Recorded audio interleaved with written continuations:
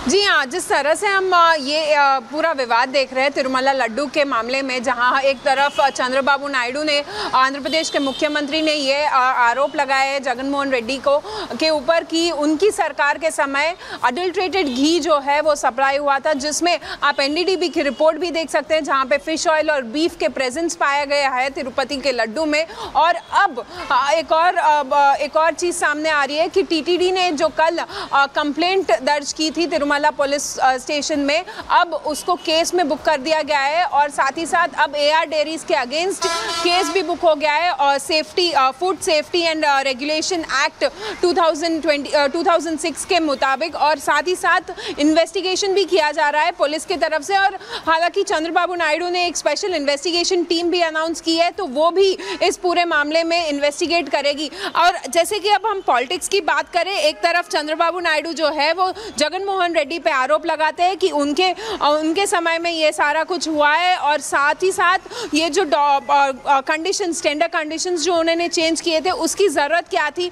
ये सवाल भी उठते हैं। और अब जबकि जगनमोहन रेड्डी की बात की जाए तो जगनमोहन रेड्डी अब 28 तारीख को तिरुमला मंदिर आएंगे, जहाँ पे वो कहते हैं कि चंद्रबाबू नायडू ने ये सारे जो आरोप लगाए हैं वो गलत है, और यही सारे आरोप मिटाने के लिए और ये सारे एलिगेशंस जो चंद्रबाबू नायडू मंदिर को लेकर विवाद उठा रहे हैं, उसके प्रायश्चित में जगनमोहन रेड्डी जो है वो अब 28 तारीख को तिरुमला मंदिर आने वाले हैं। बिल्कुल अनेरी, आप कह रही हैं 28 तारीख को जगनमोहन रेड्डी मंदिर आएंगे, तिरुपति मंदिर, और उस मंदिर के भीतर ही लोगों में बहुत नाराजगी है। प्रसादम में जो मिलावट हुई, ये कहा जा रहा था कि मुख्यमंत्री को सब कुछ पता था, जो पूर्व में मुख्यमंत्री थे, तो क्या वहां के लोग उन्हें मंदिर के भीतर एंट्री करने देंगे?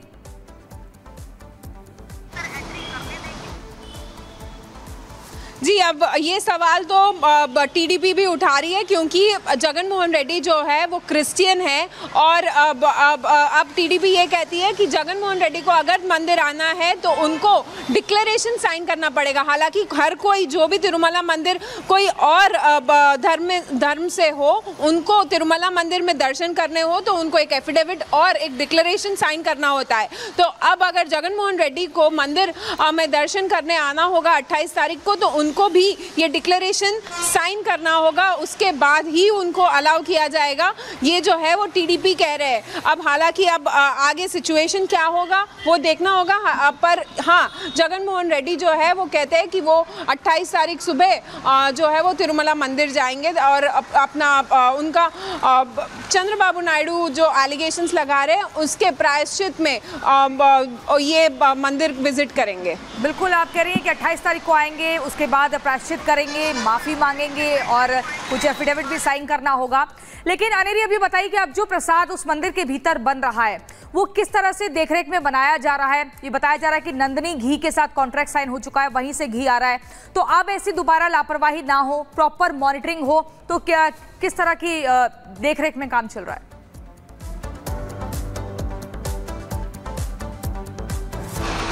जी हाँ, अब जो है वो एआर डेयरीज को ब्लैकलिस्ट कर दिया गया है चंद्रबाबू नायडू की सरकार आने के बाद।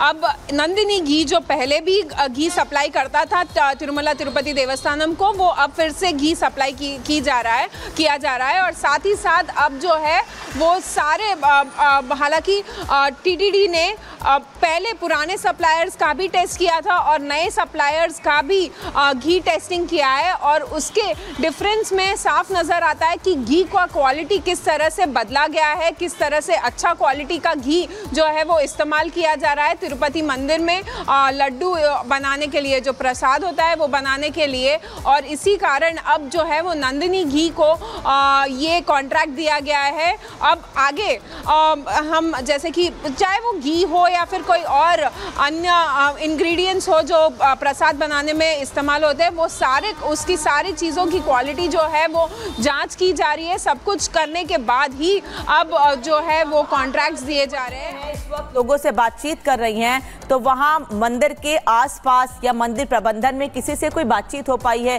क्या उनमें उतनी नाराजगी देखने को मिल रही है जगनमोहन रेड्डी सरकार या उनके खिलाफ जो अब क्षमा याचना के लिए वहां पर पहुंच रहे हैं, उनका क्या कहना है? क्योंकि वो तो ये कह रहे हैं कि हमारे संज्ञान में मामला था ही नहीं कि ऐसे घी का इस्तेमाल किया जा रहा है। को कूदने से रोका। मुजफ्फरनगर में फूड पॉइजनिंग से परिवार की हालत बिगड़ी।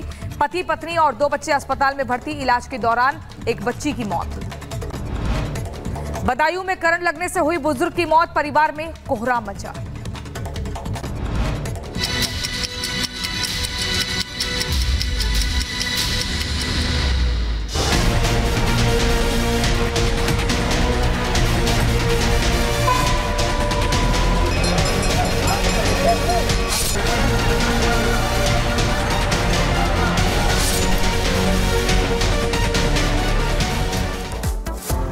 और अब बात तिरुपति की करते हैं, जहां प्रसाद का विवाद थमने का नाम नहीं ले रहा है।